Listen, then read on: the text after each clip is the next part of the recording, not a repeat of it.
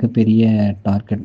அதாவது டிவிகே இருக்கிற நம்ம தளபதி விஜய் என்ன பிளான் பண்ணியிருக்காருன்னா, இப்போ செங்கோட்டையன் வந்து டிவிகேக்கு வந்து ஜாயின் பண்ண மாரி, அதிமுக மேலே வெறுப்பா இருக்கிறவங்க, அதாவது இந்த கட்சியில போஸ்டிங் குடுக்காம ஓரளவுக்கு செல்வாக்கு இருக்கிறவங்க, அந்த மாரி பெர்சன்ஸ். அதே மாரி அந்த கட்சியில முன்னாடி இருந்ததுக்கும், இப்ப இருக்கும்போது இருக்கிற நிறைய வேறுபாடுகள், கருத்து வேறுபாடுகள், அது ஒரே கட்சி 3 இதா பிரிஞ்சிருக்கிறதுல போக முடியாம எங்க சேரணுங்கிற மாரி இருக்கிறவங்கள எல்லாத்தையும் டார்கெட் பண்ணி, அவங்க கிட்ட பேச்சுவார்த்தை நடத்தி, அவங்க தொகுதியில இருக்கிற படைபலம், அவங்களுடைய செல்வாக்கு எல்லாத்தையுமே கால்குலேட் பண்ணி பிளான் பண்ணிட்டு இருக்காங்க. செங்கோட்டையனுக்கு அடுத்து ஒரு பெரிய கட்சி தலைவர் வந்து டிவிகேல ஜாயின் பண்ண போறதா சொல்லியிருக்கிறாங்க. அது யாரு, என்ன ஏதுன்னு பெருசா பேச்சுவார்த்தை போயிட்டு இருக்கு.